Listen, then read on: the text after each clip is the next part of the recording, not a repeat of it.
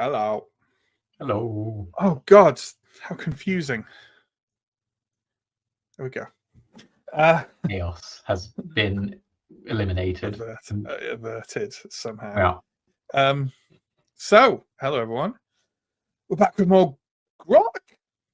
And we're going down into a weird stone tunnel. I'll just read out the description of it again. It's a rough stone tunnel leading downwards at a relatively steep angle with a battered but stable corrugated metal sheet to walk downwards on. Flickering electric lights are fixed to the tunnel ceiling, and before long, there is signs of animal life. There are scat and anonymous filth piled occasionally against the walls. Further light from down below shows the tunnel rounding to the right in what seems to be leading to a large set of near identical doors to the surface, this time vertically in a rocky wall. They are open, and beyond is what seems to be rooms constructed of metal and plastic, crammed with old crates and equipment of many kinds.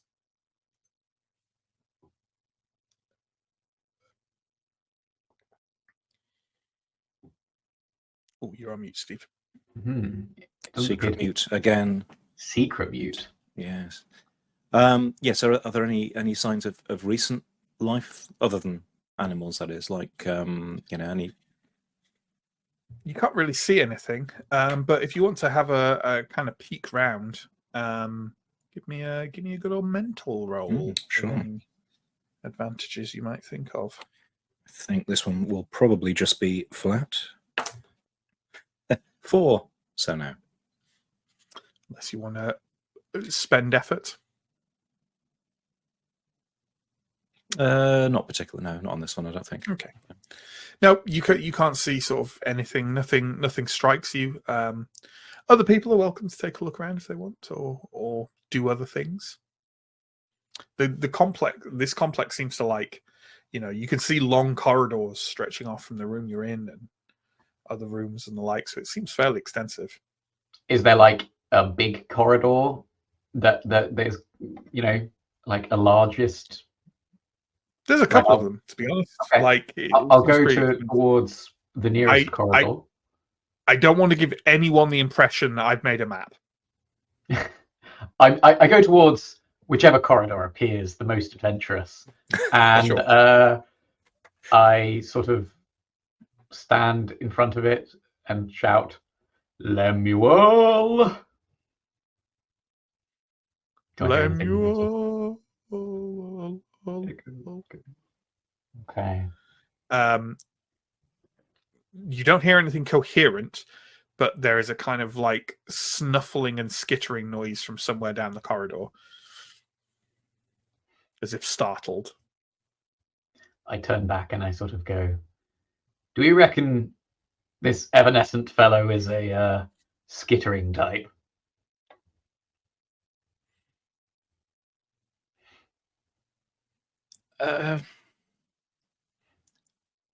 Probably not. He may not have been, but he might be now. Well, then there's a promising lead down this hallway. Nice. What are you doing while all this is going on, Termarin, other than Myrtle's having a look around and Ferris is staring down what seems to be a random corridor to you?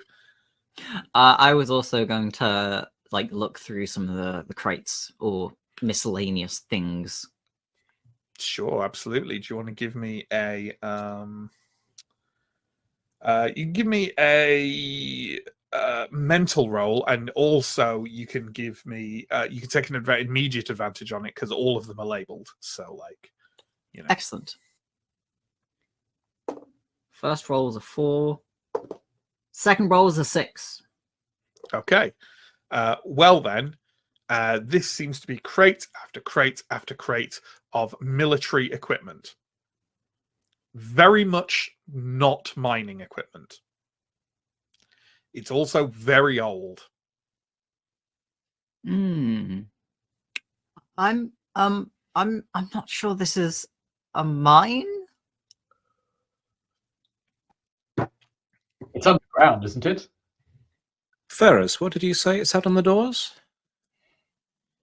I begin to look extremely nervous. I believe Pitch read what was on the doors, and I relayed that to you. It said enter, didn't it, Pitch?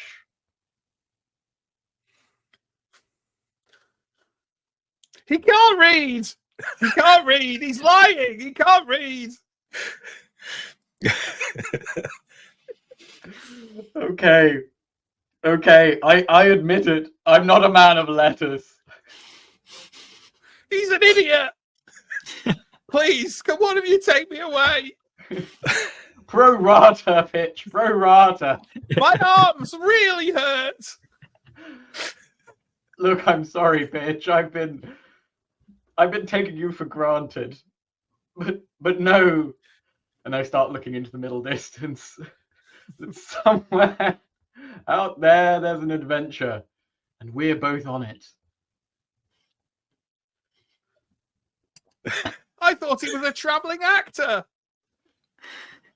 He's taken me to all sorts of horrible places. I thought I was an understudy. I'm going to sidle up to Myrtle and just say, I don't know what to say. What do we say? What do we do? I'll look at Pitch, and I think I'll lob Pitch the diamond that I created earlier, and I'll say, I'm so sorry. I'm so sorry. If you're throwing Pitch a diamond, I definitely grab the diamond out of midair, and then I go, you see, pro rata. Give me a physical roll to manage that. Got any advantages on it? I mean, I want to earn great wealth. Yeah, that'll do it. Yeah. Yeah. Take an advantage on that. Okay. That's an 11.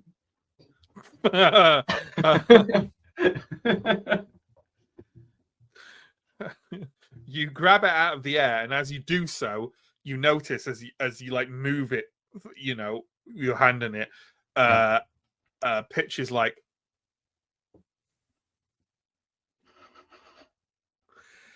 he's pretty into this diamond you're holding. Look, Pitch, this one last adventure. If you can complete this alive, not like the elephant, then we'll talk about compensation. And I put this in my pocket. What do you mean, one last adventure? It was I this mean- morning. I met you this morning. We went into the sting squid hive a few hours ago. Pitch. You wouldn't want to make me look like a fool in front of my friends. I just realised I've already contradicted Pitch canon in that he read you bedtime stories and couldn't have done that if he met you this morning. Let's say yesterday morning. Then it all works. We've been in the hive for a while. In the mega hive, hunting that what is now like a bit of mush. Or maybe Ferris just has a lot of naps throughout the day. I am a napper. What can I say? Okay. But now my secret is out. You two can both tell me your secrets. Or maybe we can just go and read the door, okay? Maybe this isn't the mine we were looking for. I thought your blue glowing orb was going to tell us where to go. I was just about to check that, yes. What's the blue globe doing? Weirdly, it blinks slightly faster at the corridor that Ferris chose. What can I say? Skittering. I suppose so. Okay, well. Do we read the door? Do you think it'll make things better? I don't know. Look, we don't know how long we have before we're teleported back and turned into mush. And frankly, I don't think Pitch wants to turn into mush. So, for his sake, let's go onwards. I will pass Terma another pamphlet, which is titled "If you think things can't get any worse, that's because you lack imagination."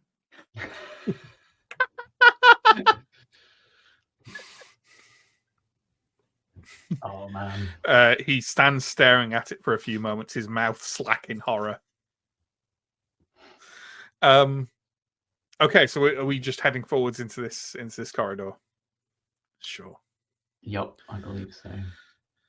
Okay, Oh. as you do so, Did I actually was my success from my mental roll figuring out that it all says property of the military on it? Yeah. Yeah, cool. That's fine.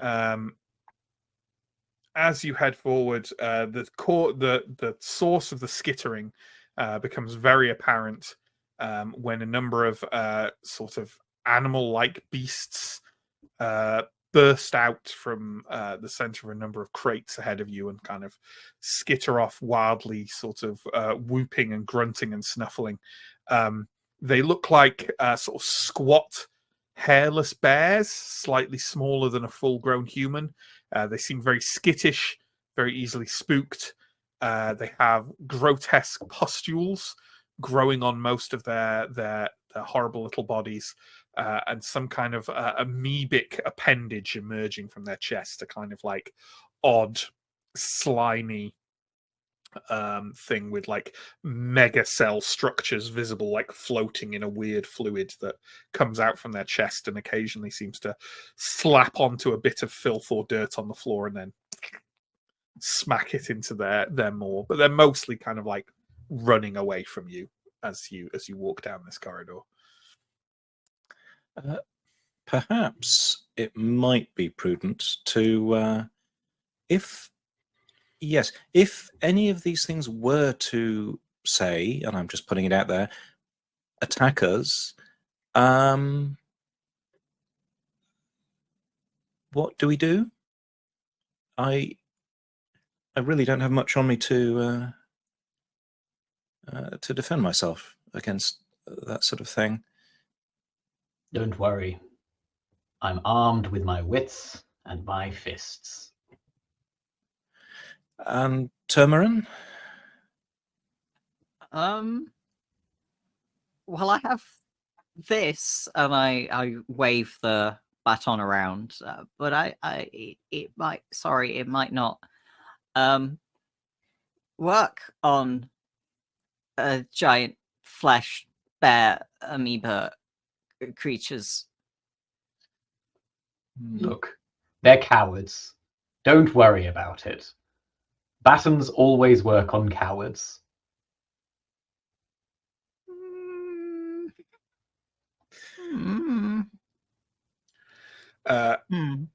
Pitch says, I don't know if this will help. I found it on the floor.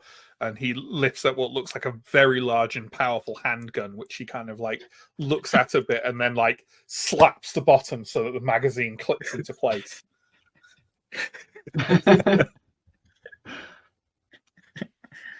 Good idea, might work. Pitch. Can I don't want to get too close to these things to have a look, but can I take a look and try and figure out whether the weird bear amoeba things are a mutation or like an extra dimensional creature thing? Like come up with some notion. Yeah, Here is what they absolutely. are. Do you want to give me a mental roll, and have you got any aspects that might help you with that? I do, as a learned scholar of extra dimensional things and a background as an eldritch summoner. Sure, take an advantage. Whoa. That was an 8. Yeah, that's a good old warped radiation mutant thing for sure. But unlikely to be evanescent Lemuel. No. Unlikely, unless evanescent Lemuel's transformed himself into a vast number of skittering mutant aberrations. Yeah. Always possible.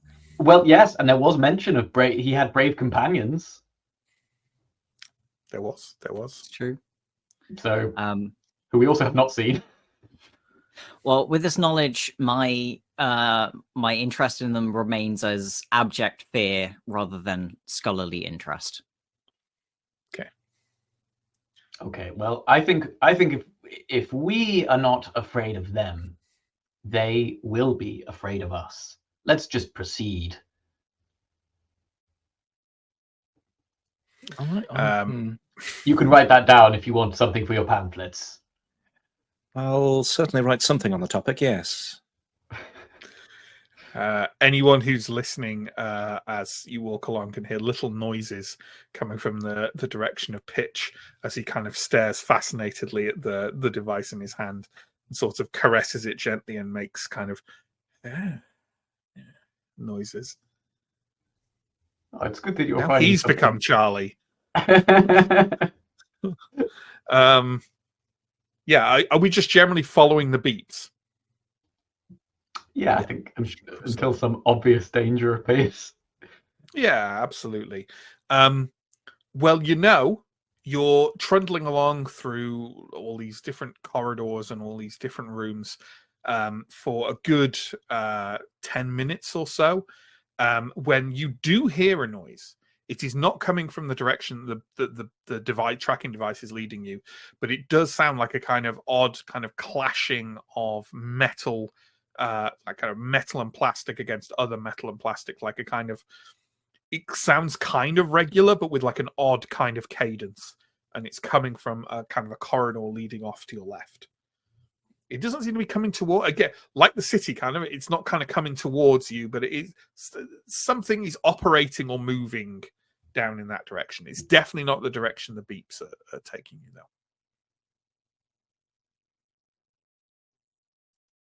though. You're on mute. Yeah. Can we tell if it's far? It doesn't seem too far. It's kind of echoing slightly, so it's not immediately there, but like, it's not like you think of it. It's of the volume where if you think if it was away from you, you wouldn't hear it. Another clue. I head towards the sound. Okay, Lanterma, are you accompanying Ferris or At a suitable distance. sure? Yeah. I'll be looking around the corridor as well. Just for any things that I might pick up, or maybe a stick, or just something defensive in nature. I'll be looking around for any kind of a sign. Sure. As in writing, not as in like a sign from above. Yeah. Yeah. As you're doing that, because you bring up the rear, right, Meek? Yeah. As you're doing that, kind of like Pitch scampers along a bit, like a certain pace by you, and you almost, he seems to murmur something that sounds like, "Oh, watch my six," as he kind of like moves kind of past you more towards the middle of the group. You no idea what that means, but what's your six? What? I don't know. Pitch, why are you pointing that at me? aim it over there. It just feels right, my lord. Are we exercising kind of like caution as we're moving along? I guess the question is Ferris exercising caution? If it's just a regular sound, I think it's just a machine. Okay. I think I'm just walking towards it. Okay. Well then, sorry, Myrtle, you said you were doing something as you walk along. What was that? Sorry. Just essentially looking around on the corridor for something defensive, like something to pick up and wave at things. And Termarin was looking for signs. So why don't you both give me? I can't really imagine that there'd be anything to get an advantage from here, but both give me mental rolls, and for sure ask. But like, if you think there's something, but otherwise, just stock rolls. Rolled a 4. Okay. Well done. So that fails for both. That's absolutely fine. Well, then we'll have the four of you kind of like emerge round a corner in a corridor with maybe the other three of you are being stealthy, but Ferris isn't, so it doesn't matter. And as you emerge out, what you see ahead of you, which seems to be kind of like the noise is something's movement, something's walking specifically, right?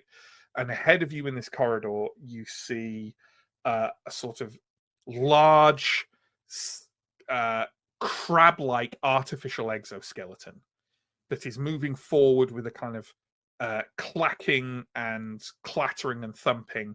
The exoskeleton is kind of very exposed. You can see a lot of kind of like wiring and mechanics going on in it. Slung under it is what looks like a large sealed metal box, and on top of it is what looks like an extremely large and powerful looking Gatling gun, like a Gatling gun too big for a human to use the like mechanism on the side of it. It looks like a pretty big fearsome weapon. It also looks to have a mind of its own, and is kind of like plodding along. As you kind of move around the side, the Gatling gun kind of swings round, and sort of a little pinpoint laser kind of like moves crazily over Ferris and then over the rest of you as you kind of like freeze at the sight of it.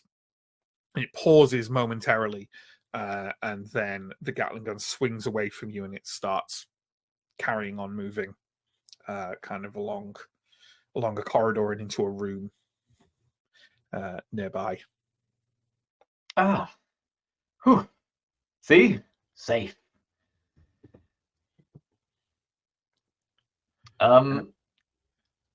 Yeah.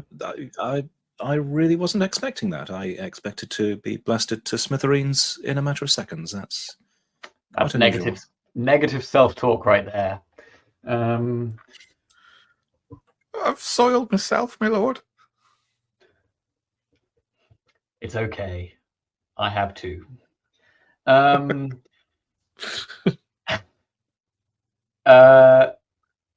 think I'll. Can I get out my unlocked data pad and Sure. ask? Hey, data pad. Don't be mad like last time, but I was just wondering if you knew anything about that thing over there. Point me at target. And I sort of rotate it round, and I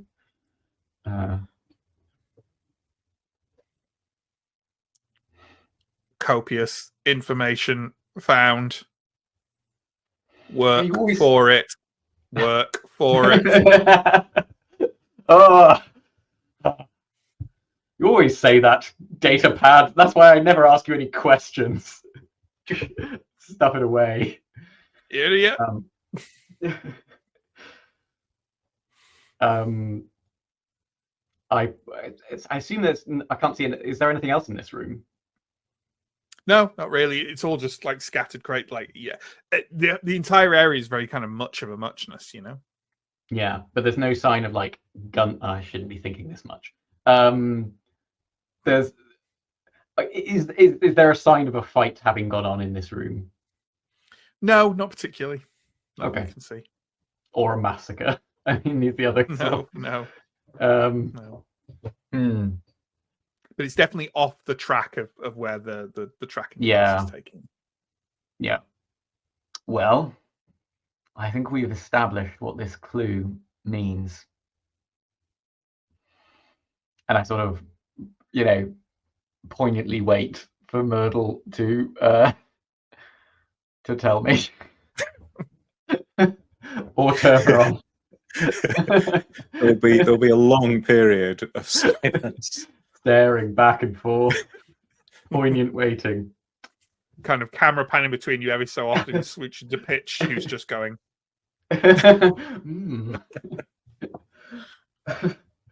Well, let's head back.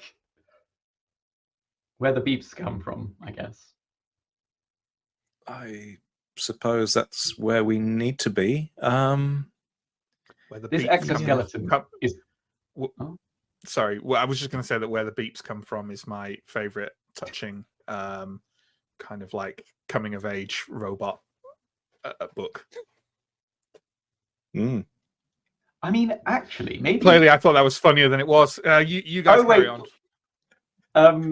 What about? How big is this robot?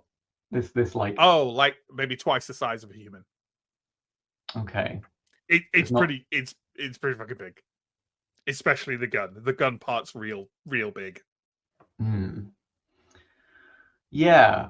And it just seems to be wandering around doing its own thing. Yeah, it looks maybe like on patrol or something Yeah. along those lines. I mean, I guess it's worth asking. That's hey, a great. I was going to say yes. That's a great. Oh, I don't need to. hey, robot. Have you seen someone called Evanescent Lemuel? And can you talk? And please don't kill us. The clattering sound of the exoskeleton comes to a like halt, and the walking Gatling gun kind of lurches out of the room it's in and sort of crab legs up to where you are and kind of lowers itself slightly in front of you and says, "This unit is not designated robot." Ah. What are you designated?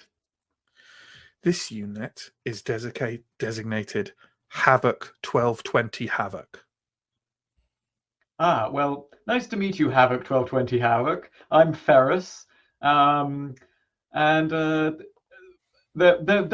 We were just wondering if you'd seen anything on your patrols with your enormous Gatling gun. Any sort of, I don't know, dead-looking fella. Do you intend to remove any items or treasures from this facility? I have a side eye at Pitch. Pitch is like, no. can you give me a social roll, please? Yep. Oh, boy. This is a default. And it's a disadvantage because you are lying. Yeah. Okay. And I have. Oh, I'm boisterous. That doesn't really help. I'm not. I think boisterousness can help with lying. Okay, I'm boisterous. If you're being boisterous about it. Yeah, I think I'm being kind of over the top and boisterous about it. Sure. So I mean, I'm still rolling a d4. Yeah, let's make that flat then. You know. Yeah, flat. That is a 2. Okay. So I fail that. But are you making an effort? I think I should make an effort. I look at the chain probably gun in front of me, and I like. Yeah. So I think I sort of ask Pitch to like back me up here, you know. And oh, that was a 4, so that's a success. So that's overall a 6. So Absolutely. Well, then here's the condition, right? You ask Pitch to back you up, and Pitch just goes, "I'm sorry, it was really shiny," and just throws it on the ground in front of the Gatling gun. The Gatling gun kind of looks down and looks back up at Pitch and says, "Being discovered in a deception and then admitting to it must have been socially compromising for you. I appreciate that you made this gesture. You have earned my respect." It kind of tilts slightly to look at you and then tilts back at Pitch and carries on talking to Pitch. As a condition, can you put "lost the respect of Havoc 1220 Havoc"? Okay, lost the respect of Havoc 1220 Havoc. Okay. All other communication with Havoc has to go through pitch. Yep. Okay. Pitch. Oh, buddy, old pal. You think you could get Havoc to help us out with some, not getting liquefied? All right. Mr. Havoc, have you heard of orthogonal Ethan?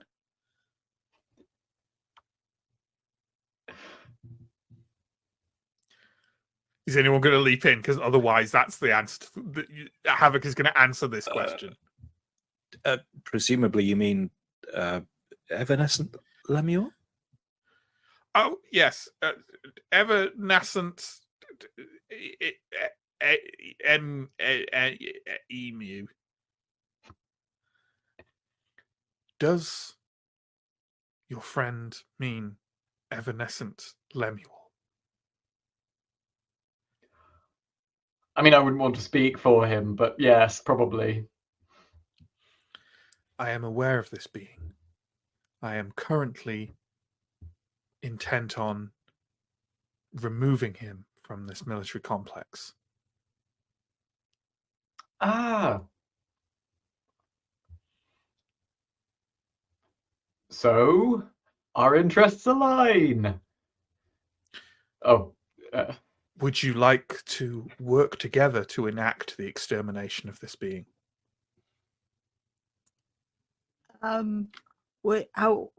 Sorry. Hi, sorry.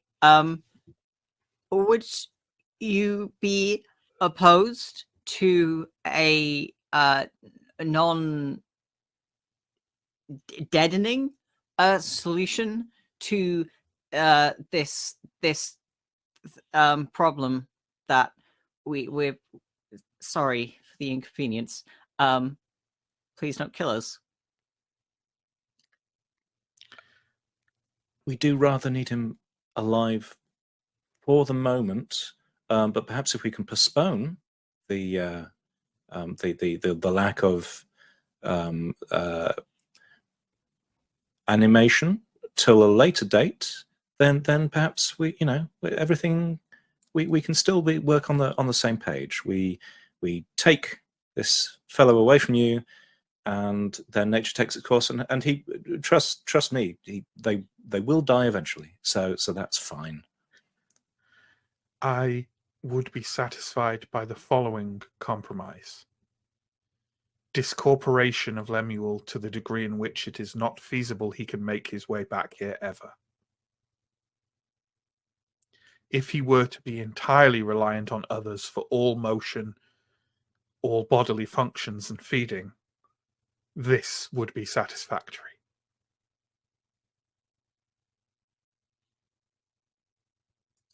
Sounds like a deal. And I reach out my hand to shake. The Gatling gun barely twitches towards you and carries on looking at Pitch. Pitch, tell him it sounds like a deal. It's not against the terms of agreement. And you do have a very big gun. If I were to be able to penetrate the defenses he has set up, I would indeed be able to achieve very near discorporation of him with a minimum of effort.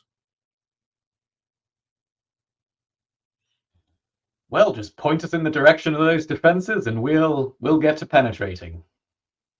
Perhaps you can tell us about these defenses before we rush in headlong, looking at Ferris.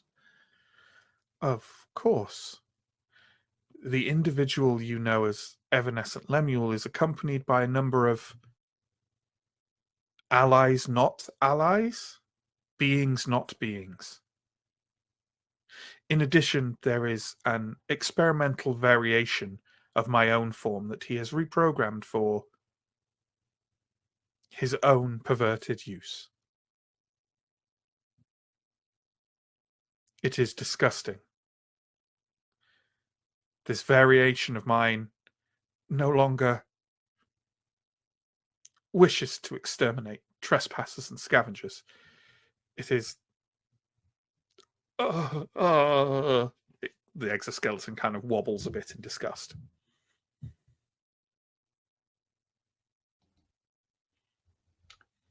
Sounds like a rough one, buddy.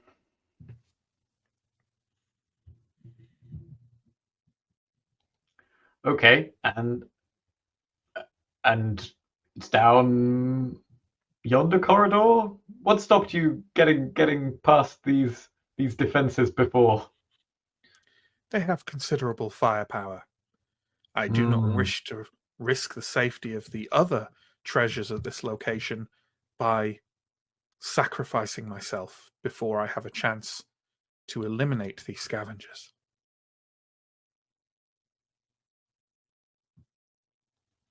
Okay. I think we have at least some among us who are willing to sacrifice.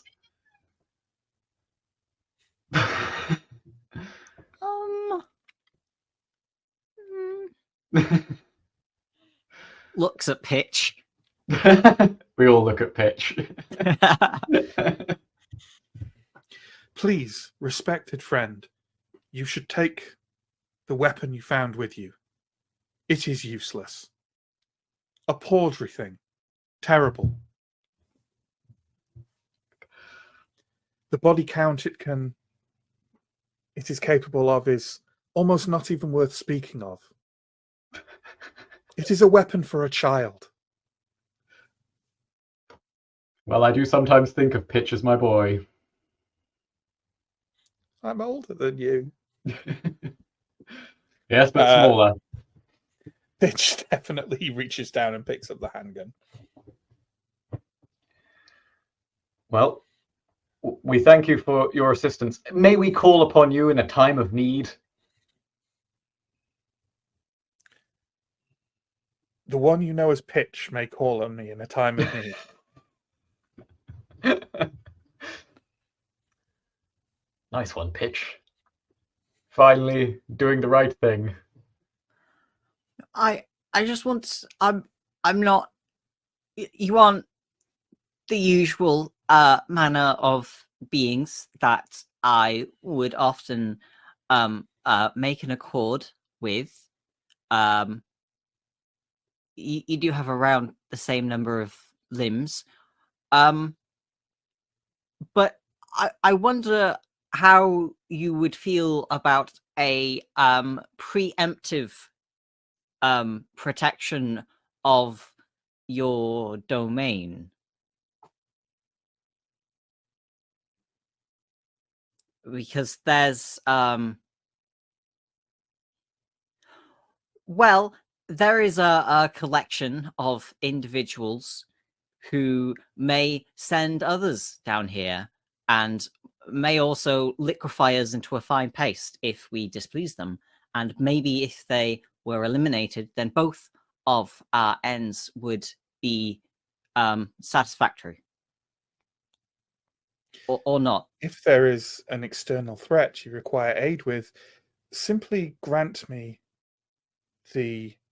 your assistance in eliminating Lemuel, and I will ensure that several warheads are dispatched to the location of your enemies. Nice. Excellent.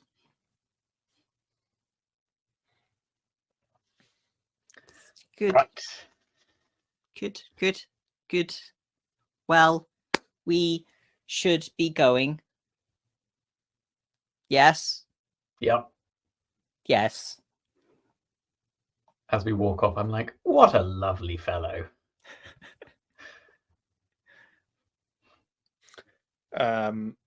Okay. So are we kind of retreating and following the tracking device again to try and find our way to presumably where Evanescent Lemuel is? Is that the idea? Seems reasonable. Again, Okay. well, at least some of us being sneaky. well, more sneaky. Okay. John, you mentioned that you were looking for signs. So you know what? As you proceed back down this corridor towards the direction the tracking device is leading you, why don't you give me another kind of reflexive little mental roll there? And you know what? Now that you're a bit more familiar with the layout of this place, you can take an advantage of it. I was a 6. Okay. There are a number of signs around, and you can see that they're mostly either, kind of fading or damaged or whatever. But at least 2 places that you keep seeing being referred to on the signs seem to have been cleared off recently, as if someone wanted, to have easy signposts to those places. One says larder, and the other says latrine.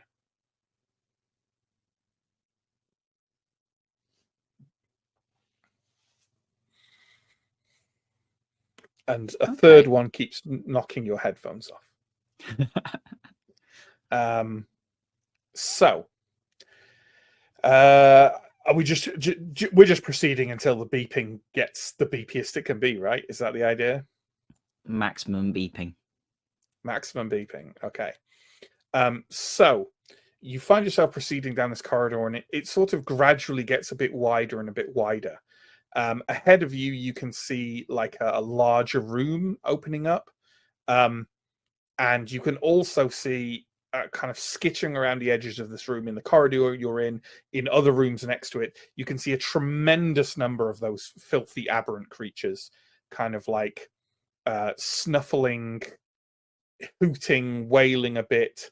They seem in some sort of slightly urgent distress, but they also seem to be far too skittish and spooked by something in the room to actually kind of approach it. Oh my god, cat, come on.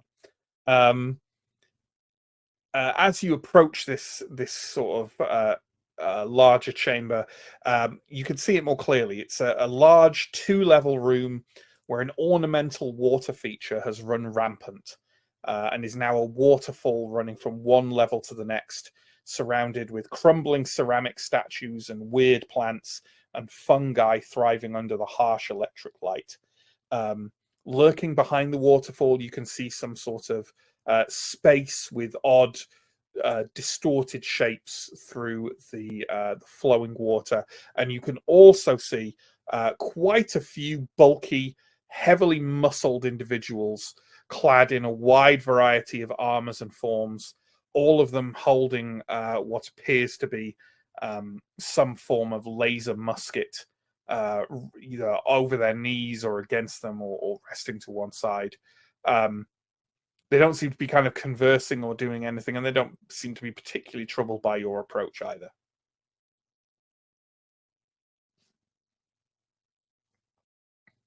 So, yeah, I mean, I guess I approach. Sure. As you do so, as you walk through, obviously the aberrations kind of scamper away from where you're walking into this room, literally trying to climb onto my shoulders. It's fine. And as you do so, one of the kind of muscled, heavily armored individuals kind of stands up and turns to you in kind of like a stiff way and says, "Hold, stranger. State your business."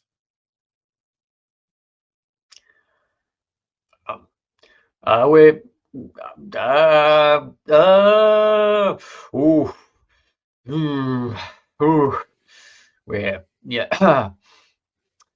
we're here to take out evanescent Lemuel. To dinner. Was that the thing? We're here to take out evanescent Lemuel to dinner. a little voice behind you says, "I would have said take him out and back home, but Oh, to dinner at his home. So you come seeking evanescent Lemuel, our brave leader. Hurrah!" And on a second hurrah, all of the bulky individuals kind of go hurrah in a very similar kind of motion. A split, a beat afterwards, you just hear hurrah.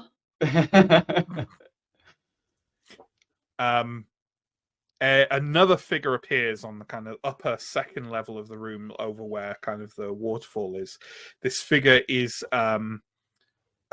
standing on a kind of hover disc made of an awkward looking and slightly clunky plastic case with a round sort of disc of white metal over the top of it with blinking blue lights on it.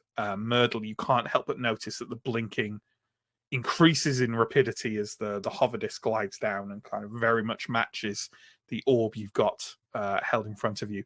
Stood atop it is quite a remarkable individual. He is what can only be described as a kind of transparent plastic sculpture of a tall, handsome, and well-built man. And that sculpture is a kind of a Hellenistic style of like this sort of Adonis-like face with curls around it, wearing kind of fanciful sort of what looks like transparent sculpted, like old-fashioned bronze ancient armor. This transparent plastic sculpture is filled with a sparkling and shimmering green ooze that sort of runs around the sculpture in odd striations and little nasty gushes.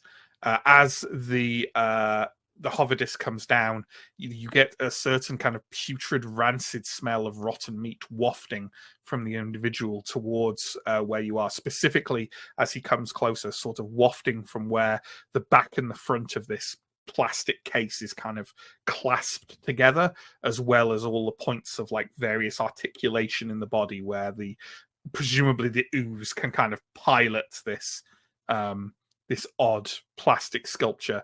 He's holding a soiled and pitted rag of red fabric in one hand, which he's sort of dabbing at the seams with absent-mindedly, and also kind of like holding up to his face in a certain sort of foppish manner. He also has a bulbous and sickly-looking cactus in a clay pot that's slung over one shoulder and sort of bouncing slightly at his waist. The hover disc glides to a halt, maybe about 10 feet in front of you, like a few feet off the ground. And evanescent Lemuel says, "Yes?"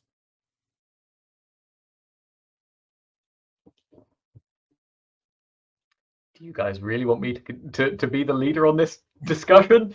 All right. Is that the great and noble evanescent Lemuel? You have the pleasure. Oh, perfect. Do you want to come with us? Why would I do that? There is still a great treasure to be found in this secret place. You are not here to prevent me from doing so, are you? You are not working with that brainless automaton? I think he's on to us. Well, we have been sent with a message that you are urgently needed in the castle above as a matter of haste. Those impatient... I simply require more time.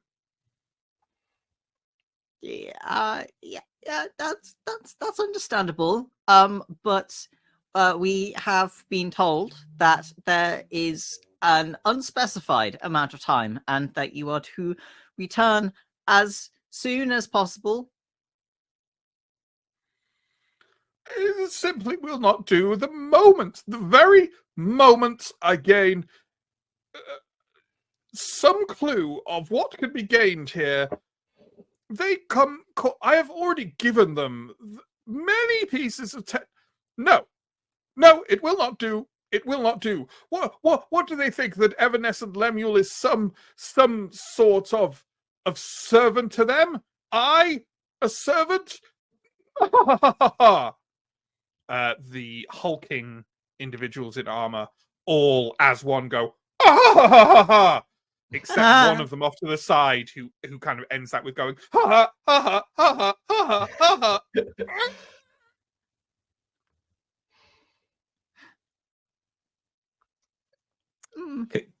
Can I be looking at these henchmen and trying to figure out, are they robots? Yeah, Are they by all being means. controlled? Are they?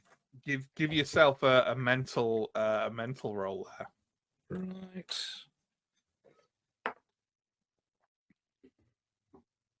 I'm going to expend effort Sure, and roll again because that roll was a 1. absolutely. That time I rolled an 8, so 9 overall. Okay. Well, first off, what condition do we think you have? That's a great question. I'm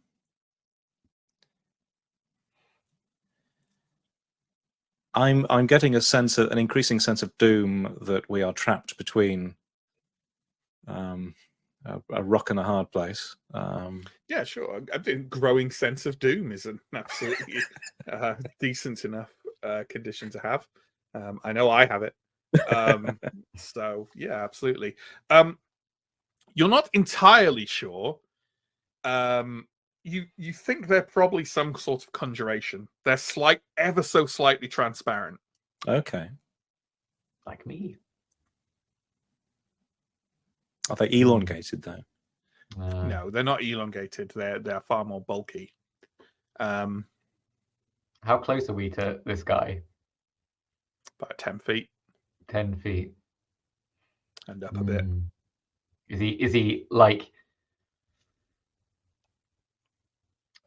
Well, oh god, I'm trying to think of something that is not just run at him.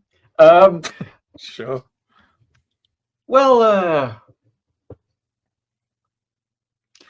We have brought you a gift, and I'll give Myrtle a firm elbow.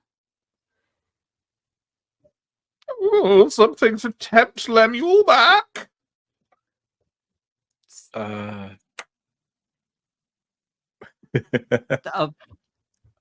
yes, and then I'll reach into my pocket and pull out the skin of the dead. Are you proffering that to him? Sure. The sting squid.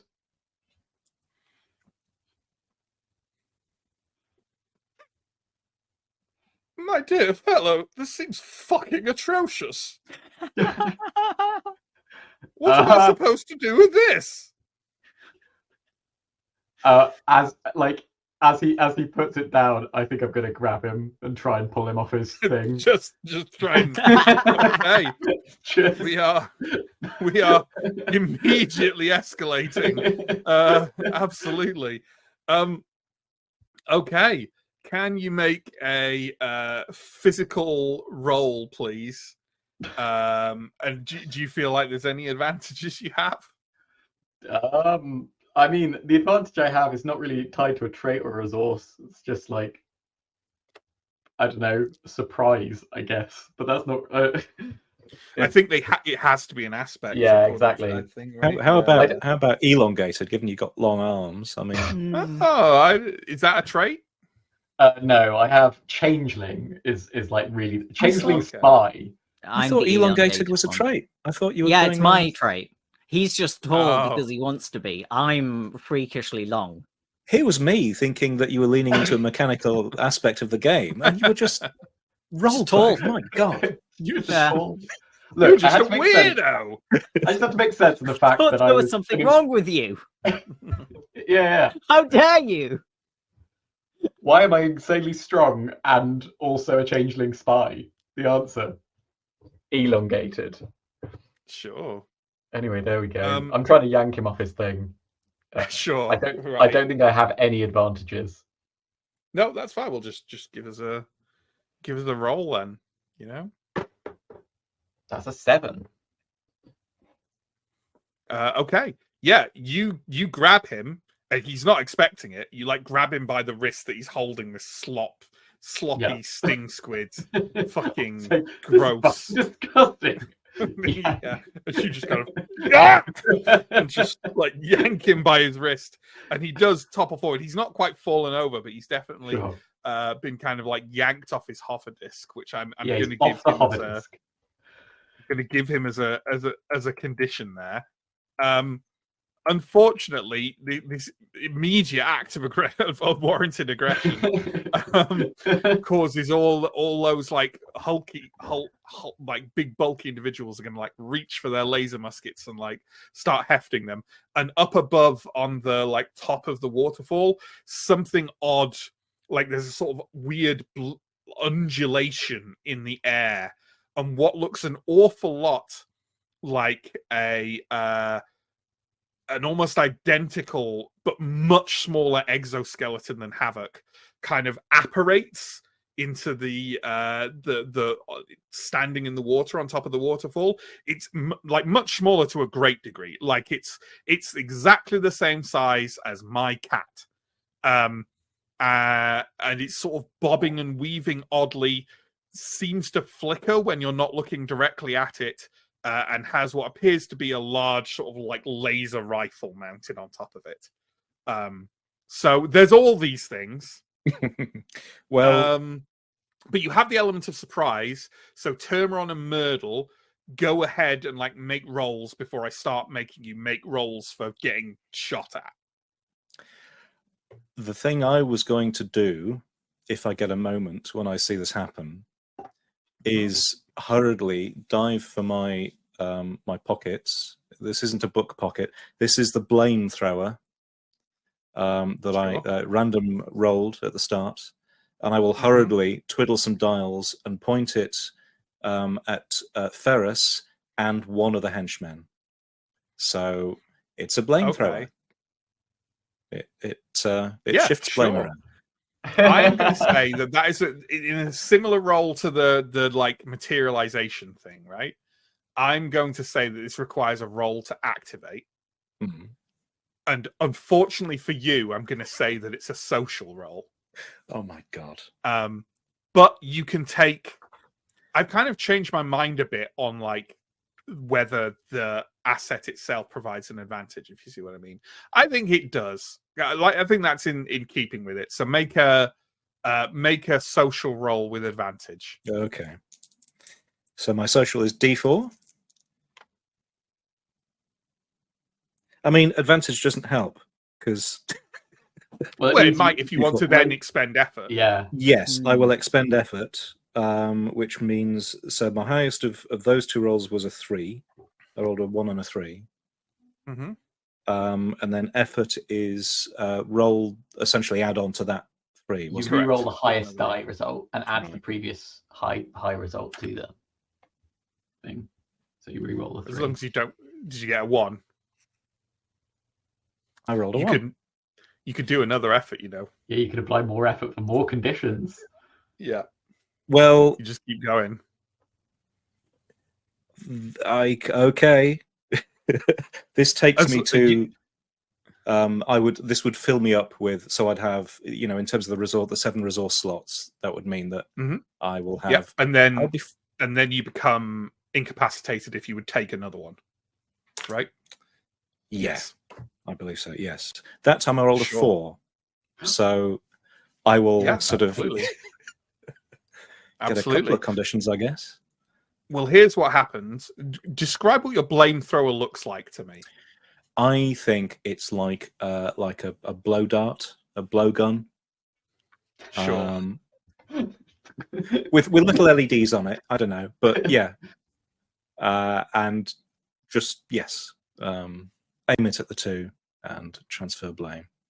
and transfer blame from Ferris to one of the hulking conjurations. Yeah, sure. As you do that, you so here are your two conditions. One is that you inhale some of the blame gas. Oh no. You now believe yourself to be responsible for everything bad. I don't mean that happens, I mean in the world, for a period of time until it wears off. So that can be one of them. And the other one is, let's make that one really mundane to compensate. Ooh, you sprained your ankle. Leaping to one side, doing this dramatic thing.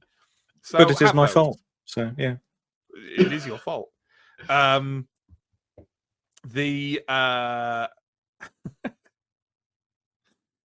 Basically what happens is there's like a brief pause in the construct's movement, and the one you fired at just kind of like looks like, turns around a bit, look with a slight look of confusion on its face, and goes, ah! And then all the other constructs go, and it just like turns into fucking vapor in massive laser musket fire. That was likely to be me if that was not. Yeah.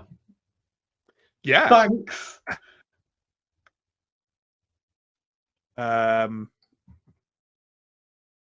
Okay. How about you, John? What are you doing to try and help with any of this? I'm going to do a risky thing. I have a spell of mind melding. Ooh. Which, because it is GROK, is in no way specified what it is or what it does. But I'm going to try and mind meld with Lemuel to either implant in him the idea that he needs to come with us and not have us die, or God, you can inception him. Implant from him into me some sort of sense of, hey, don't kill me. Okay. Just whichever, just sort of a general mixing of ideas. Come with us. So I don't think kill Termeron. Yes, because I'm not Termeron. I'm Lemuel. Okay. Yeah. Yeah, I would say like isn't mind melding more of like a possessive thing than like melding? Where's the melding in that? If you see what I mean. Well, isn't it? I figured in my head it's more of a general. It's like you put Termeron in, and you put Lemuel in, and then you shake it up, and then you split it out. Okay. Yeah. Sure. And then maybe eventually they go back to the right place, but it's just sort of. I can see no disadvantages in this. His psyche goes into your body. So to me, like, because you've said you want to do two, like, let's be a bit clear here. What thing do you want to do? I'm trying to inception him. I'm trying to press upon him the fact that he has to go back. Okay. If he doesn't go back to the ship, he's going to die because you're going to die if he doesn't go back to the ship. Yes. And are you also saying that like the downside of this is that he gets to incept you as well? Is this the I guess it's melding? Yeah. It has to be two-way, right? Otherwise, it's a spell of mind domination, not melding. Yeah. Okay. Well, then give me a mental roll, please, and you can take an Okay. advantage because it's one of your things. This game is so chaotic. It really is. I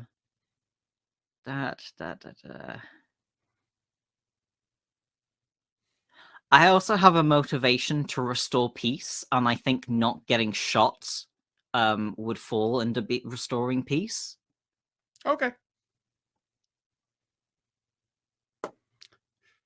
So much stretching tonight. Oh my god, 7. That's what we're all about. A 1, and then a 3, and then a 7. Okay. Okay. You enter into a brief merger with the mind of evanescent Lemuel. It's quite an unpleasant place. It's definitely a slimy place. And as you come away from it, like feeling like you basically feel like your frontal cortex is sort of shimmering and glooping a bit, which isn't very nice at all. And I'm gonna say, okay, so Lemuel definitely looks confused and is sort of shaking his head and taking a couple of tentative steps forward to sorry, I'm adding a condition for him. Kind of tentatively taking a few steps forward in like the direction of the corridor. In return, can you take a condition that says wants to stay here and loot the complex? Ideal. Yep, I can do that.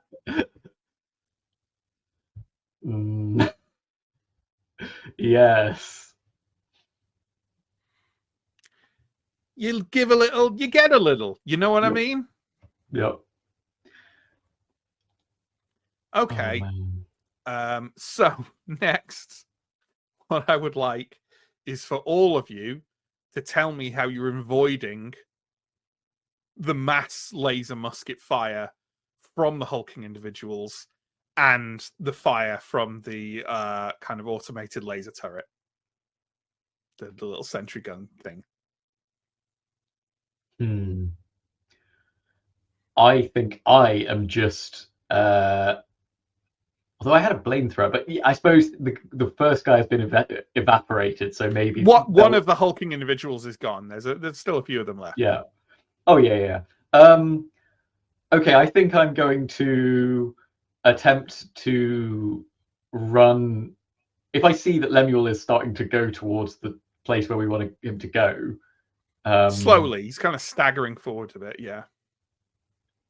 Okay, I think I'll grab him and try to keep him in between. Okay.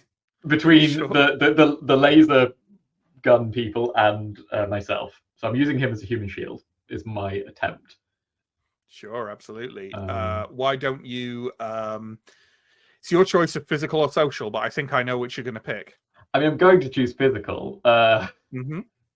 And I don't really see any particular advantages.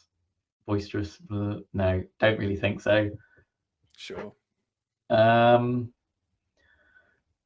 Yeah, I'll just roll one. Ooh, that was 1. I feel like I don't want to be evaporated, so I'm going to expend effort. Okay. So,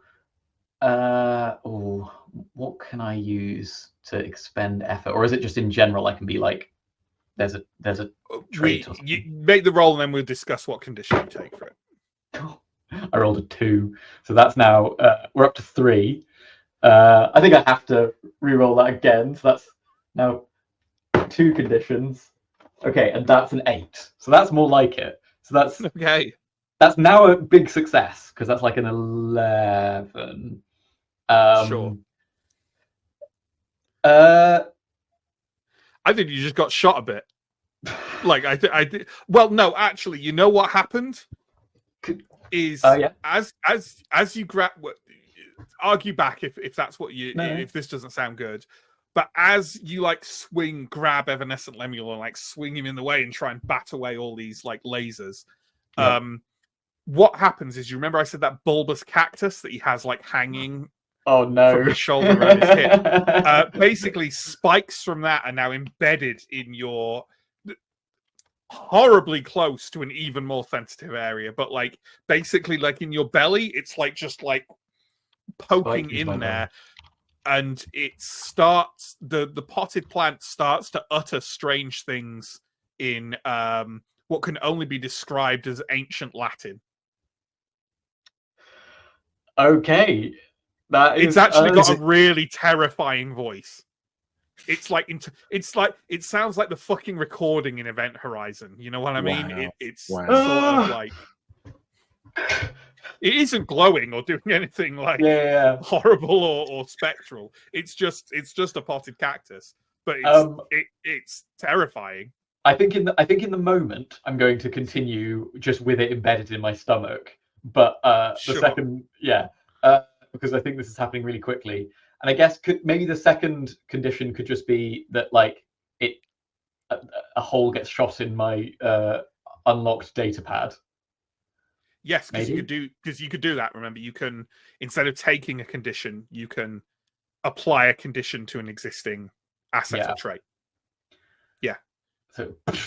So you've got a like- destroyed data pad in that slot. Yeah. Now.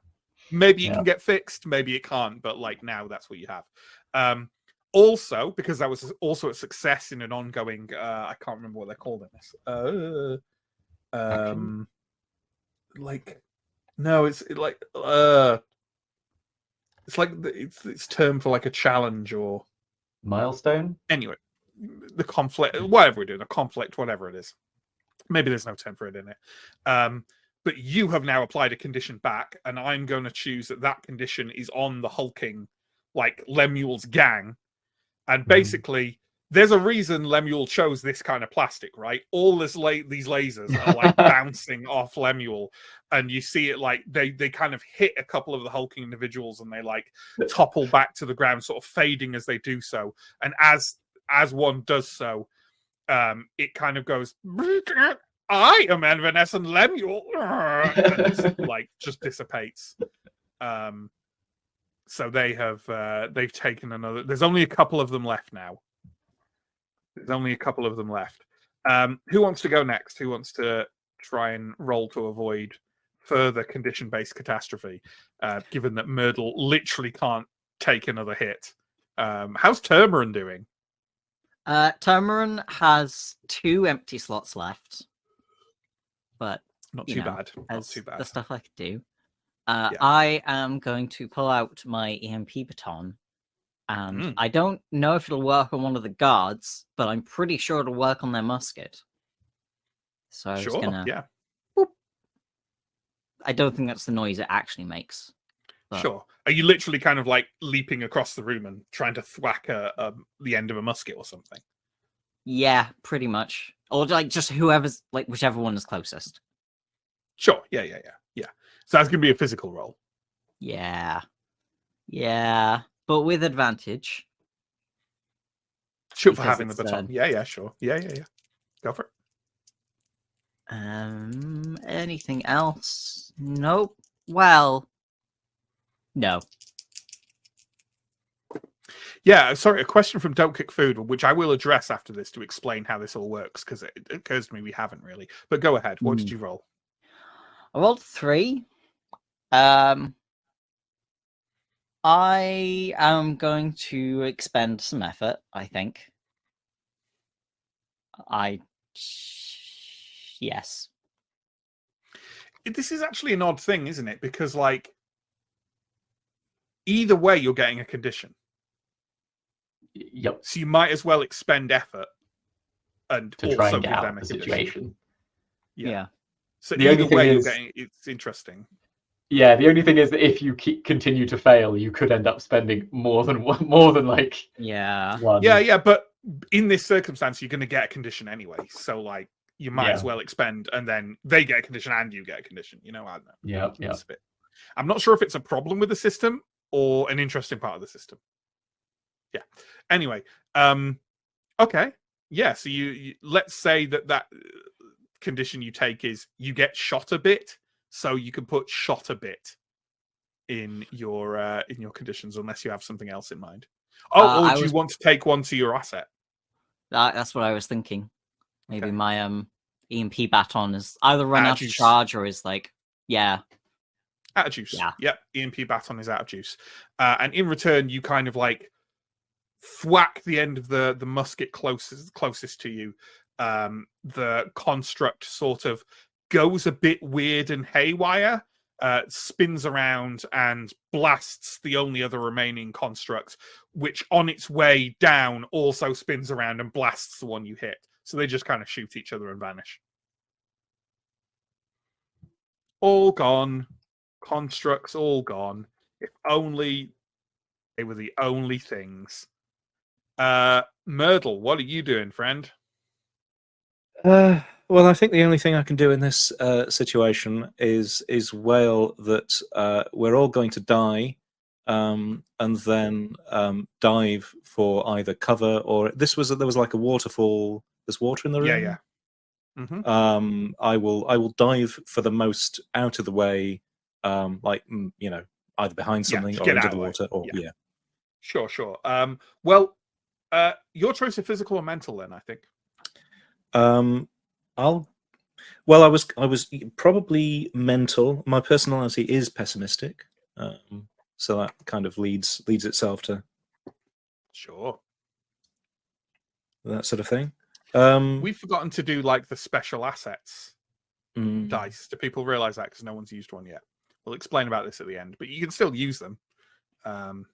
Just I haven't saying really you seen can an do it. opportunity, Yeah. to be honest. That's fair. That's fair. Is this a flat roll or?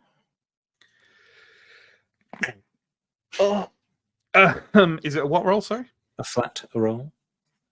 No. Well, you said pessimistic, right? So Cool. take the advantage. Excellent.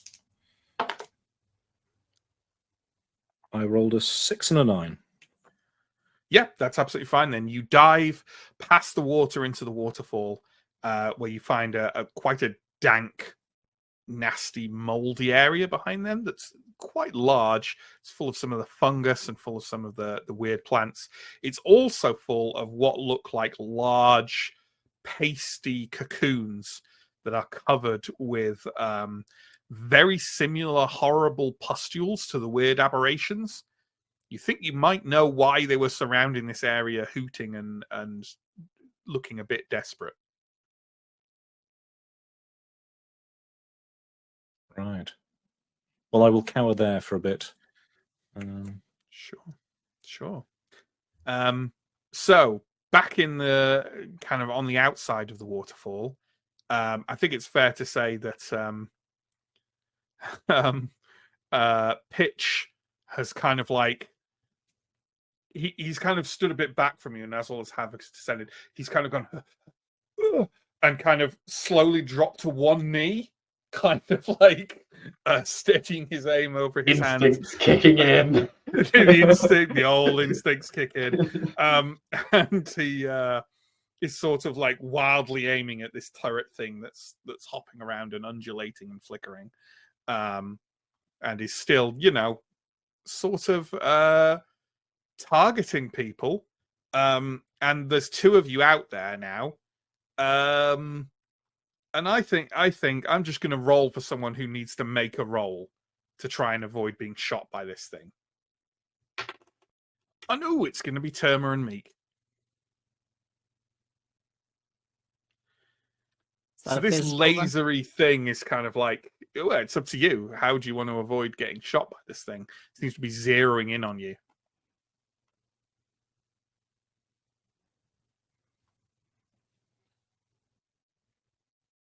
I can't think of a way to mentally get around this, so it's going to be a physical. So probably doing much as Myrtle did and diving for cover. Mm-hmm. That's fair enough. That's going to be a physical or a mental then, please. Oh, I will go for a mental then.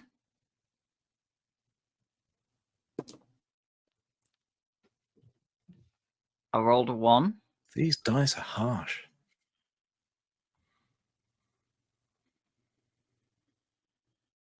You're gonna take it, or are you gonna?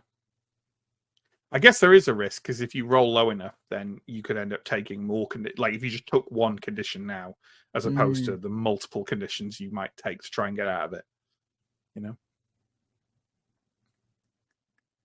Run the simulation in your mind. I will expend effort. Okay. I roll another 1. I'm going to give up and accept my fate. You hear a voice from behind the waterfall saying, "Sorry, that's my fault." How many slots do you have? Okay, so I thought that I had all of the slots on the resources section, but from looking at the rule book, I was actually supposed to have 3 fewer. Yeah. it's 7. In which case, I 7 have is- no slots. Oh When- shit. Okay. Can anything else break? Can you? I Yeah. think in the spirit of the rules, the idea is that if you can't, like, as soon as you're full, I think the incapacitation triggers. I don't know. Yeah. I Okay. can have a If quick if look. if a condition would be applied to your character, but there are no available resource slots, Yeah. I Yikes. think that's Yeah. in the spirit of it. Does using my spell of mind, like, does using an item use it up, or is it only if you No. use it and then a thing? Okay. No. No. Then yeah, I'm full. Okay, so not only are you, because this is 2 condition things you're taking, Yep. so you're incapacitated once and then you take another. Okay, so basically you dive into cover perfectly successfully and are just congratulating yourself when the air nearby you undulates and flickers, and the laser gun, like the laser sentry, teleports just to the side of you and just goes, and something really hurts, and you go, oh, and slump over to one side. So first off, so you have a new trait called incapacitated. And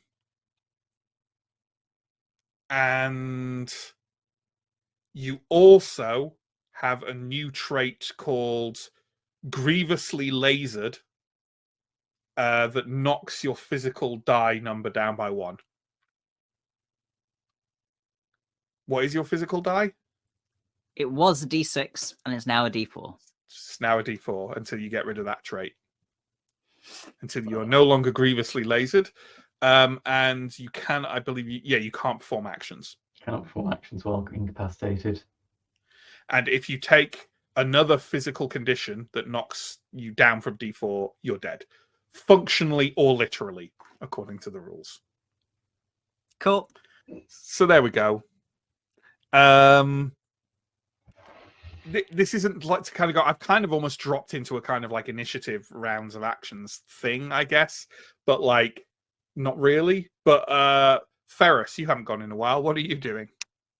So I'm currently holding the Lemuel, right? Yeah. You're holding him. You've got a cactus embedded in your stomach. A Yeah. cactus which is pronouncing increasingly threatening Latin incantations. Okay, I think I'll. Can I? Is there a line of sight between me and the drone? Yeah, that sure. Shot Termeron. Yeah. Okay, well, I will. Yeah. I will try and pull the cactus out of my belly and throw it at the drone.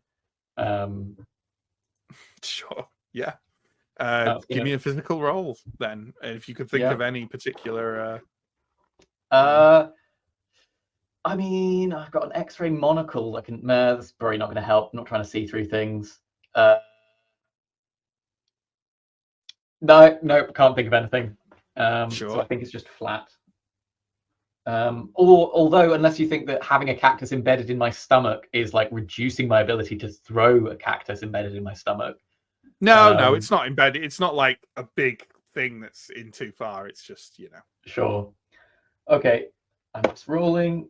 That's a 3. I think I'll just accept that failed. Sure. So, how does it fail? Is it that I fail to remove it from my stomach? Yeah, Or is it that, I think you put your hand on it to pull it out and go, ah! now I've got it in my hand. Yeah. Ah! Okay. If I'm continuing, I will be trying to yell at Pitch. Pitch, call your friend. I was wondering when someone would maybe suggest that.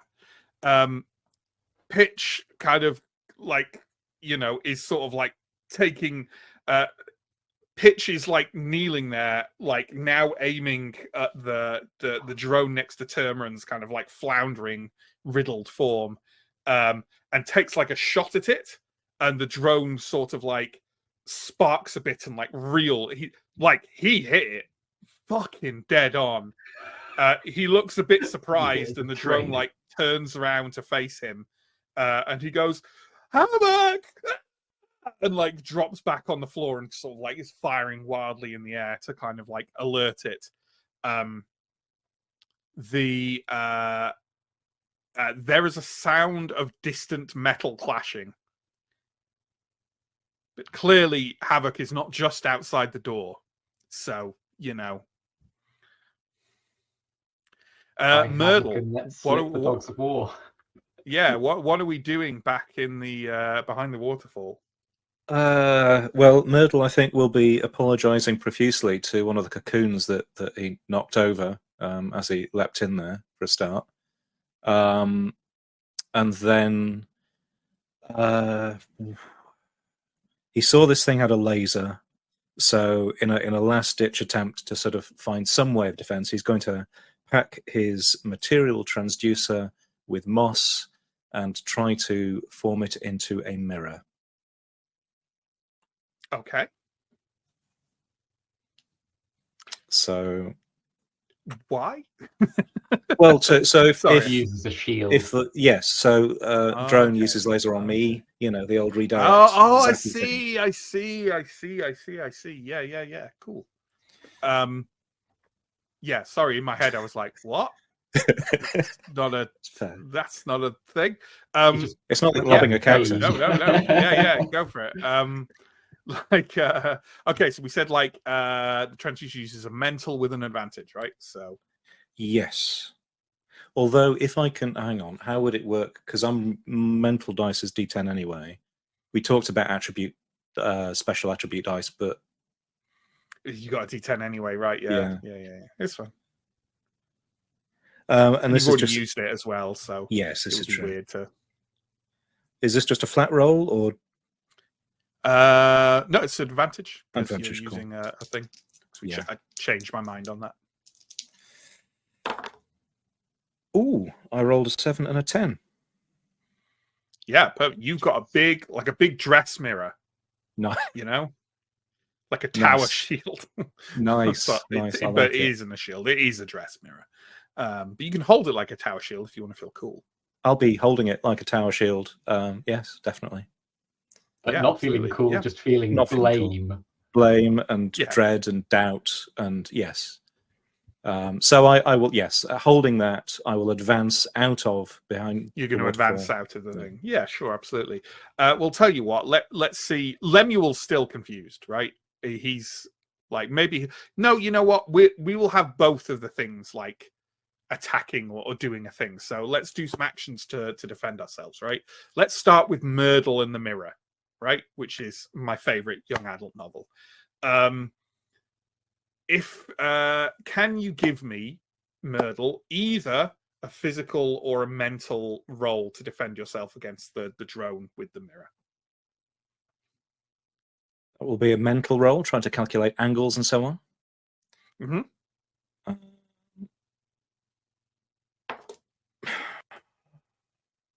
I rolled a 2. Don't forget, again, I will point out, and this probably should have been a thing I pointed out much earlier.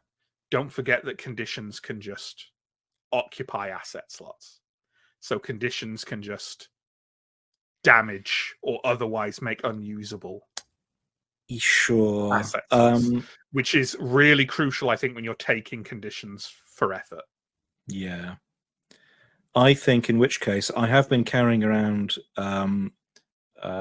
a mobile forge that I haven't used. Is it like in trying to carry this mirror that drops and falls into the water and is lost forever? If this leads to a success, your mirror reflects the shot into it. Okay, Perhaps, yeah, cool. like that. But let's see how you do first, right? Okay, so that was a 2, so I'm expending effort. That time I rolled a 9. So Well then, that's 11. an 11. Yes. Okay, so in the case of here's the difficult thing. I don't think I can just make it as a kind of, so it's almost a nice shorthand, isn't it? That an 11 or over, or is it 10 or over? 10 or 10 or over is a yes, an advantage. And it's almost tempting to say, oh, well, in that case, like, it obviates the condition that you gain instead, right? But I can't do that because then it becomes the meta game to always, if you roll high, always actually also expend effort to like almost guarantee that it'll go over 10, but that you don't take a condition. I mean, I guess it says something fortunate happens. So yeah, sure. If it always was that it did that, it would be terrible. But yeah, it would be, yeah, sure. But you could just be like, and the sun smiles on you. Yeah, absolutely. It's mildly fortunate. So yeah, what happens? You defend yourself from the laser comes towards you. You deflect it. It goes to your side, and this mobile forge, whatever that might be, which is maybe hanging off your shoulder at something, takes a blow. So you could change that in your thing to lasered mobile forge. Does that, and what you get in return is that another well, one of the laser blasts deflects back at the laser drone, which immediately kind of makes a weird fizzing noise and just kind of sags on its exoskeletal legs. Yeah, so it's, destroyed. Lemuel is, however, starting to fight back a little bit. So, Ferris, how are you going to maintain control of Lemuel? I think I'm. So he's like he's inside of a plastic container. Yes, like a sort of like, yes, this sculpture of a human. I think I'm going to jab one of my permeable pitons into the metal exoskeleton and try and drain Lemuel out. I'm hoping that the plastic exoskeleton is not. Actually, I don't really think about that very much, so I'm just doing it. Sure. Sure, yeah. Well, why don't you give me a physical roll? Yeah. Okay. If only we had a bucket. And the permeable pitons are like an asset, right? So yeah, they're an asset that I have. And that's an 8. Yes, that's an 8. So that's a success. Okay. You jam them in, and one of the clasps like immediately pops on the side, and a little like sluice of really foul-smelling, bright green, glittery fluid, this ooze that's inside Lemuel, sort of starts just rushing out, and he's sort of like staggering back. He kind of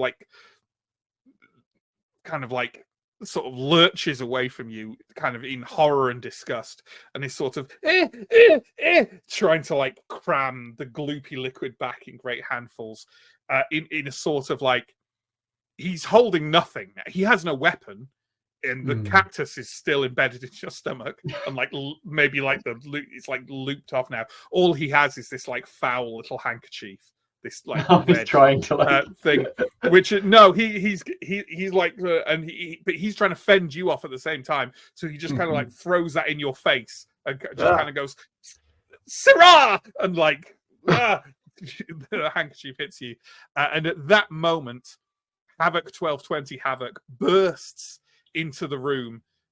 Lemuel kind of like rounds on it, kind of like desperately trying to hold some gloop inside this like plastic case, and there's like a momentary pause as Lemuel kind of like looks up and says, "Well, now what?" And Havoc, the like rotator on the side of the gun just starts slow and fast and fast and fast, and just basically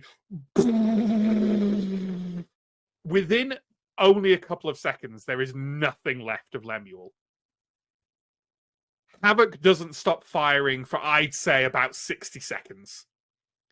Havoc is just firing into like a pitted crater in the ground from which fragments and bits of transparent plastic gloop and the like stone and metal of the floor just spray up a bit.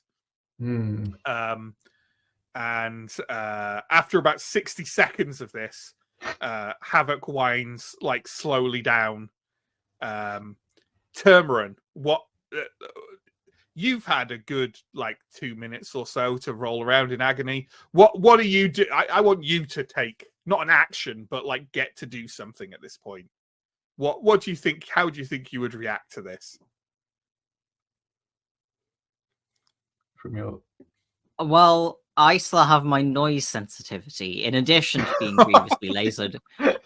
So I think I am literally lying with my arms over my head, weeping pathetically. okay. In the sound of the silence, all your ears are ringing.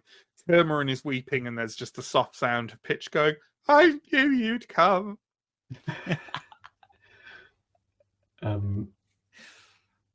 I attempt to scoop up a bit of the goo that spilled out of him into, I don't know what I have, into one of my pockets. You would struggle to fill a thimble with what is left of evanescent Lemuel, I'm afraid.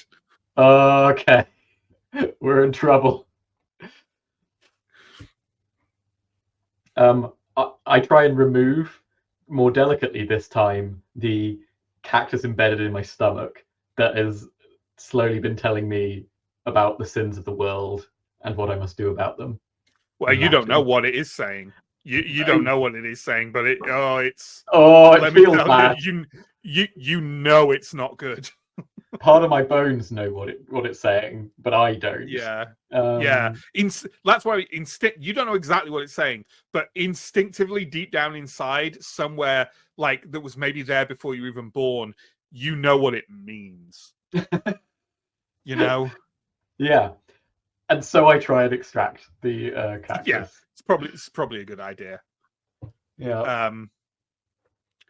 Havoc 1220 Havoc sort of like rears back up on its exoskeleton and sort of looks around at you all and says, "Thank you. It is good to have friends. Now, please exit this facility for your own safety. Have a good day." And just kind of starts walking off. And John, go ahead. I was just going to say, can I remove my condition of wants to stay here and loot? Because I do not want to stay here anymore. There is noise and gunfire, and I am bleeding. Yeah, one condition contradicts the other, right? Yeah. So, how does Turmarin express this? What do you say? I want to go home. On that note, I think we will end the one shot there. Nice. There we go. We're all going to be liquefied. Lovely stuff. Yeah, we normally go a bit longer with these, but I wrote a pretty short scenario. It's kind of random, and I feel that's a nice like way to end with our heroes in no trouble at all. Having completed their mission. Absolutely. And you never even went to the larder or the latrine. But it's fine. You never even got to meet Kajuxnut. So they will dwell forever in nothingness. Yeah, cool. Throw some comments or questions in chat if you want them addressed, please, folks. In the meantime, let me run through some promo nonsense. Check down below for links. There's links to Twitch, links to YouTube. We stream on Twitch and then it ends up on YouTube a few days later. There's also links to our Patreon, our Discord, our social media. Keep your eye out. It's not down there, but there is. We do have a merch store available. It's on our link tree and stuff like that, which is probably linked down there. I don't know. So have a look at that if that's the kind of thing that interests you. We run a number of weekly campaigns at the moment. Vason is on Monday. Simbaroom is on Wednesdays. Still proceeding through the Throne of Thorns. We're nearly finished with it. We've nearly done part 2 of 6. So join us for that if you want. Thursdays are currently alternated between Wicked Ones and Big Wet, but Big Wet has been on pause for a number of months. It should return towards the end of November, I think, but kind of depends on people's life and stuff, but that's the plan We also run monthly one-shots, albeit this is the first one in a few months. But the next one should be in December, and will probably be Johnny running the next installment of his ongoing kind of Space Thulu. It's not really one story, right? But it's like a kind of like thematic sort of thing, like a space age sort of thing. So keep your eye out for that as well. Also, thank you to... I'm not sure if Jonza Jadel got thanked for their follow on Thursday, but if not, thank you.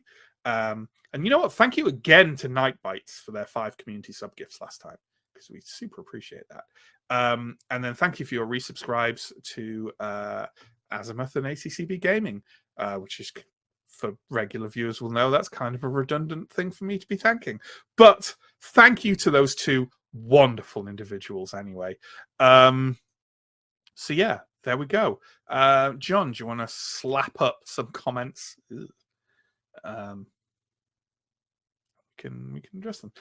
Steve was just about to hand this pamphlet to Turmeron. Don't worry, the universe will carry on just fine without you in it. Yeah, I feel some of Steve's conditions actually just assist his writing career. You know, the only way out is down. yes, absolutely. Also, this one, if you go about summoning eldritch horrors, you've really only got yourself to blame.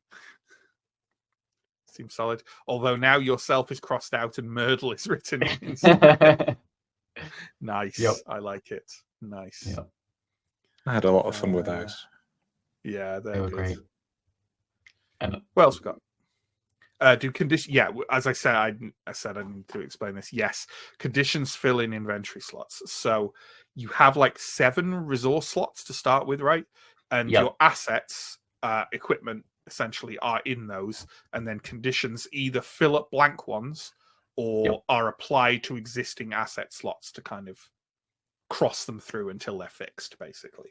And yeah, I think the intention is that you probably want to wipe all your assets before you even start filling in the conditions. I would say that's probably the kind of slightly more optimal way to play. Maybe not the funnest. But... Well, I think you could also do the thing of you fill in your asset slots and then because the way that you get the condition is when you would receive one that you cannot. I assume you could just be like fill up all of the empty ones and then destroy asset one by one.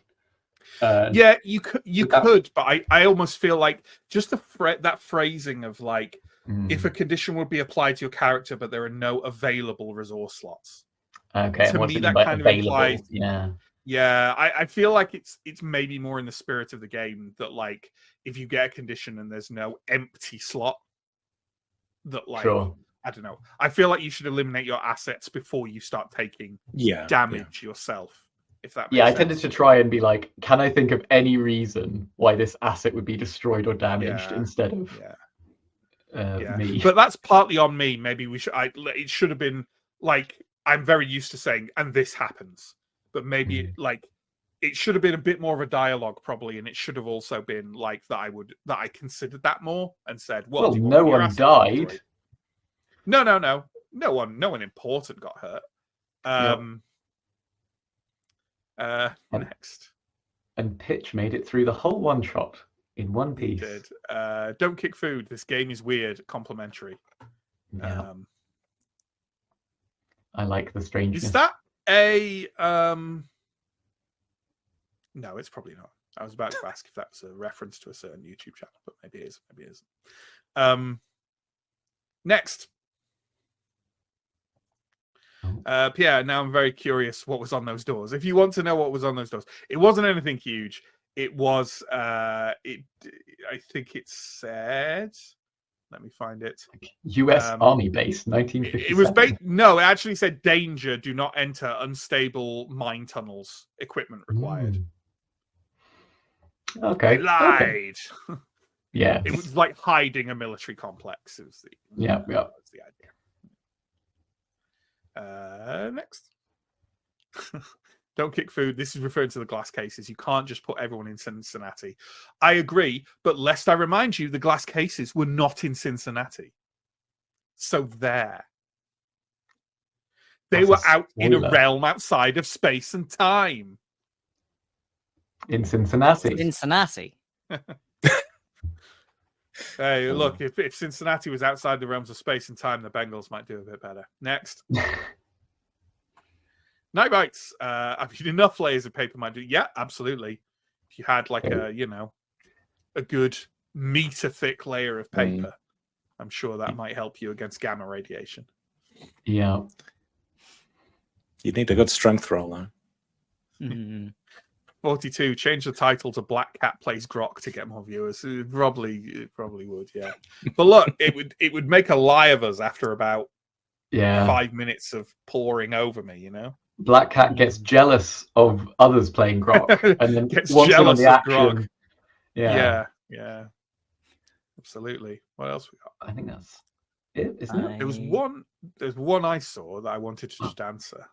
Oh, there is a very good point from Steve that I don't think we mentioned, that all the Yeah, characters are randomly generated. Yeah, absolutely. God, there's a thing. Someone wrote a thing. It was about my shirt. There we go. There we go. 42 says Hand of Glory t-shirt. It is a Hand of Glory depicted on the shirt. But for those of you who are regular viewers will know from my multiple references in various things that I am a wrestling fan for my sins. It is a t-shirt of the wrestler formerly known as Aleister Black, now known as Malachi Black. Because I'm a lovely little goth.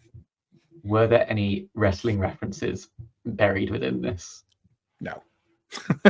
I said in my series, but what I mean is the Cincinnati Chronicles, where there were multiple there were quite a lot. There were a few. There was a good, I think maybe it was only 2, but they were prominent and they were obvious if you were a wrestling fan, or at least one of them very much was.